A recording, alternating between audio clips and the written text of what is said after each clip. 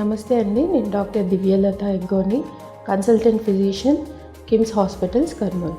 ఇప్పుడు మనం బాగా ప్రివలెంట్గా ఉన్న వైరల్ జ్వరాల గురించి తెలుసుకుందాము. వాటిలో తీసుకోవాల్సిన జాగ్రత్తలు ఏంటి, డెంగీ జ్వరము దాని గురించి తెలుసుకుందాము.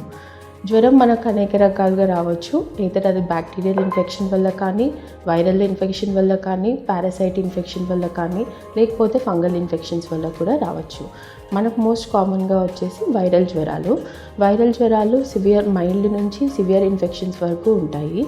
మైల్డ్ ఇన్ఫెక్షన్స్ అంటే కామన్ ఫ్లూ, మనం చూసే జలుబు దగ్గు దగ్గర నుంచి severe infections like hepatitis infection కానీ, లేకపోతే కోవిడ్ ఇన్ఫెక్షన్స్ కానీ, లేకపోతే సివియర్ డెంగీ ఇన్ఫెక్షన్స్ కానీ, సివియర్ ఇన్ఫెక్షన్స్ అవి సివియర్ రకమైన ఇన్ఫెక్షన్స్ అన్నమాట. సో ఈ వైరల్ జ్వరాలు ఎలా సోకుతాయి? ఇవి వచ్చేసి మన ఇన్హలేషనల్ అంటే ఇన్ఫెక్షన్ ఉన్న మనిషి ఎవరైనా ఉన్నారనుకోండి, వాళ్ళు దగ్గినప్పుడు తుమ్మినప్పుడు కానీ వాళ్ళ నుంచి వచ్చిన డ్రాప్లెట్స్ వల్ల అవి మనం పీల్చుకున్నప్పుడు మనకు ఇన్ఫెక్షన్ సోకే ఛాన్స్ అయితే ఉంటుంది. అలా వచ్చే ఇన్ఫెక్షన్స్ ఈ common cold, flu virus, respiratory syncytial virus, Covid infections అలాంటివి అన్నమాట. నెక్స్ట్ వచ్చేసి ఇంజెక్షన్, కంటామినేటెడ్ అంటే కలుషితమైన ఆహారం వల్ల, నీటి వల్ల వచ్చే infections like entero viruses, rota virus అనే ఇన్ఫెక్షన్స్. నెక్స్ట్ వచ్చేసి insect or animal bites like mosquito borne diseases, దోమల వల్ల వచ్చే ఇన్ఫెక్షన్స్. మనకు కామన్గా డెంగీ, చికెన్ గున్యా వైరస్ ఇవి మనకు దోమల నుంచి వస్తున్నాయి. Animal bites like rabies virus, కుక్క కాటు, కోతి కరచడం వల్ల ఇలా వచ్చేటివి అనమాట. Next bodily fluid transfer like blood ఎక్కించినప్పుడు మనకి హెపటైటిస్ ఇన్ఫెక్షన్స్ రావచ్చు, లేకపోతే సెమెన్ ట్రాన్స్ఫర్ వల్ల కానీ, సలైవా వల్ల కానీ, స్వెట్ వల్ల కానీ హెచ్ఐవి ఇన్ఫెక్షన్స్ ఇలాంటివి సోకే ఛాన్సెస్ అయితే ఉంటాయి. సో ఇవి వైరల్ ఇన్ఫెక్షన్స్. సిమ్టమ్స్ ఎలా ఉంటాయి? సిమ్టమ్స్ వచ్చేసి చాలా హై గ్రేడ్ ఫీవర్ అనమాట. నార్మల్ బాడీ టెంపరేచర్ వచ్చేసి 98.2 degree Fahrenheit. So high grade fever అంటే 99 అబోవ్, 99 to 103 డిగ్రీ ఫారెన్హీట్ వరకు కూడా ఫీవర్ రావచ్చు. అండ్ మనకు ర్యాష్ డెవలప్ అయ్యే ఛాన్స్ ఉంటుంది. మయాల్జియాస్ అనమాట, బాగా కండరాల నొప్పులు రావడము, కీళ్ళ నొప్పులు రావడము, గమ్ స్వెల్లింగ్ కానీ అంటే మొత్తం ఇక్కడ పెరోటిడ్ స్వెల్లింగ్స్, గమ్ స్వెల్లింగ్స్ రావడము, కంజంక్టివైటిస్, కన్ను ఎరుపుదనం రావడము ఇలాంటివి కూడా ఉంటాయి. అండ్ ఎక్కువ జ్వరం ఉన్నప్పుడు చలి పెట్టినట్టు అనిపించడము, చెమటలు ఎక్కువ పట్టడం కూడా ఉంటుంది. మామూలుగా ఇప్పుడు మస్కిటో రైజ్ ఎక్కువ ఉంది కాబట్టి మనం కామన్గా చూసేటివి dengue fever. So dengue virus వచ్చేసి ఎడిస్ ఎజిప్టే అనే పర్టికులర్ మస్కిటో వల్ల వస్తుంది.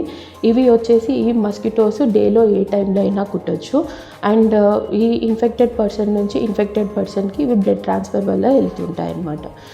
నెక్స్ట్ ఈ డెంగీ వైరసెస్ అనేటివి 4 సిరోటైప్స్ ఉంటాయండి.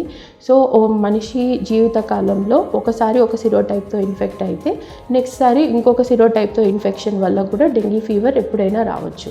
అండ్ ఒకసారి ఒక సిరోటైప్ అండ్ ఇంకొక సిరోటైప్ ఓవర్లాప్ కండిషన్స్ కూడా ఉంటాయి. సో వీటిలో సిమ్టమ్స్ ఎలా ఉంటాయి అంటే మామూలు వైరల్ జ్వరాల్లో ఎలా సిమ్టమ్స్ ఉంటాయో అలానే ఉంటుంది. అండ్ వార్నింగ్ సైన్స్ అనేటివి కొద్దిగా ఎక్స్ట్రా అనమాట.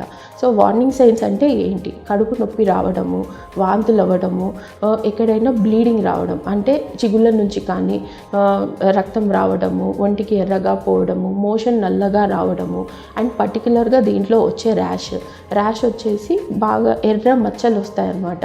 ఇవన్నీ ప్లేట్లెట్స్ తగ్గిపోతున్నాయి, క్యాపిలరీ లీక్ అవుతుంది ఇవి వార్నింగ్ సైన్స్. డెంగీని మనం 3 కేటగిరీస్ లాగా తీసుకుంటాం. Dengue fever, dengue with shock syndrome, dengue haemorrhagic fever. So dengue fever వచ్చిన ప్రతి వారు సీరియస్ కండిషన్లోకి ల్యాండ్ అవ్వరు.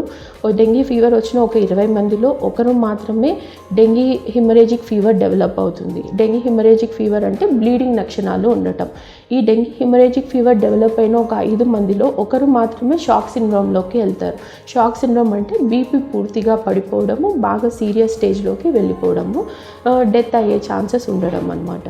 సో ఈ ఈ ఈ రకాలుగా కేటగిరైజ్ చేస్తాము. అండ్ ప్లేట్లెట్స్ పడిపోవడము అనేది అందరికీ ప్లేట్లెట్స్ పడిపోయిన ప్రతి ఒక్కరికి మనం ప్లేట్లెట్స్ ఎక్కించాల్సిన అవసరం లేదు. ప్లేట్లెట్స్ పడిపోయేదాన్ని కూడా మైల్డ్, మోడరేట్, సివియర్గా కేటగిరైజ్ చేస్తాము. మైల్డ్ వచ్చేసి 1,00,000 పైన, అంటే 1,00,000 నుంచి 1,50,000 వరకు ఉండేది మైల్డ్గా తీసుకుంటాము. 50,000 నుంచి 1,00,000 వరకు ఉండేది మోడరేట్గా కన్సిడర్ చేస్తాము. 50,000 నుంచి బిలోగా ఉండేది సివియర్ థ్రాంబోసైటోపీనియాగా తీసుకుంటాం. పర్టికులర్గా బాగా అబ్జర్వ్ చేయాల్సింది ఈ సివియర్ థ్రాంబోసైటోపీనియా, అంటే 50,000 కంటే తక్కువ ఉన్న వాళ్ళని.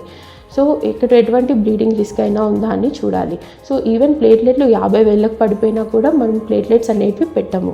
50,000కు అంటే ప్లేట్లెట్స్ తగ్గిపోయి ఎటువంటి బ్లీడింగ్ మేనిఫెస్టేషన్ ఉంటే, లేకపోతే ప్లేట్లెట్స్ 20,000 కంటే తగ్గిపోతుంది, లేకపోతే 10,000కి పూర్తిగా పడిపోయింది అన్నప్పుడు మాత్రమే ప్లేట్లెట్స్ అనేటివి ఎక్కిస్తాము, లేకపోతే ప్లేట్లెట్స్ అనేది ఎక్కించము. డెంగీ ఫీవర్, మైల్డ్ ఫీవర్ ఉన్న వాళ్ళు అయితే మాత్రము వాళ్ళని ఓపీడీ బేసిస్ మీద కూడా మనం ట్రీట్ చేసుకోవచ్చు. డెంగీ ఫీవర్లో వచ్చేసి మనకు సిమ్టమ్స్ 3 నుంచి 5 రోజుల వరకు సివియర్గా ఉంటాయి.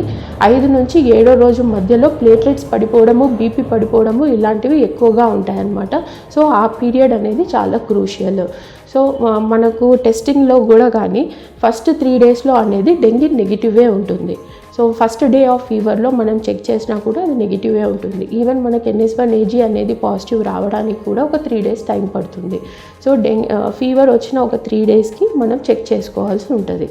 నెక్స్ట్ డెంగీలో వచ్చేసి మనం తీసుకోవాల్సిన జాగ్రత్తలు ఏంటి? ఇది మస్కిటో బోర్న్ ఇన్ఫెక్షన్ కాబట్టి మస్కిటో బ్రీడింగ్ ప్లేసెస్ని తగ్గించాలి. సో ఎడిస్ ఎజిప్టి అనే మస్కిటో వచ్చేసి మనకు ఫ్రెష్ వాటర్లో బ్రీడ్ అవుతూ ఉంటుంది. సో ఎక్కడైనా కూడా మనకు ఫ్రెష్ వాటర్ బ్రీడింగ్ ప్లేసెస్ ఉన్నాయంటే అవి మ్యాక్సిమం ఉండకుండా చూసుకోవాల్సి ఉంటుంది. పిల్లలకు కూడా జాగ్రత్తగా బయట వాళ్ళు ఆడుకోవడానికి అట్లా వెళ్ళినప్పుడు ఫుల్ బాడీ కవర్ అయ్యేలాగా క్లోత్స్ వేస్తే మంచిది.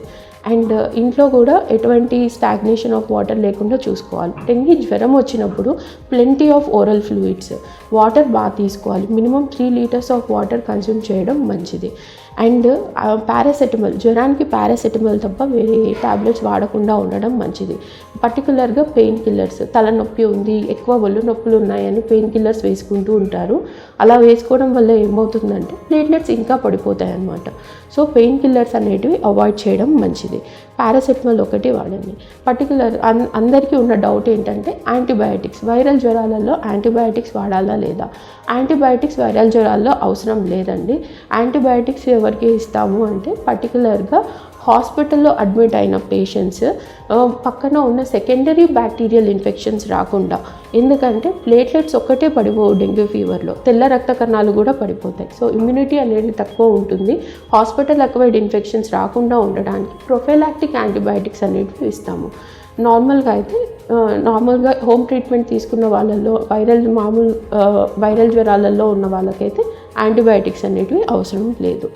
సో ఇంకా ఏం ప్రికాషన్స్ తీసుకోవాలి అని అంటే ఇప్పుడు చెప్పిన విధంగా ఫ్లూయిడ్స్ తీసుకోవాలి. అండ్ ఫుడ్ రెస్ట్రిక్షన్స్ ఏమన్నా ఉంటాయా అని అడుగుతుంటారు ఫీవర్స్లో.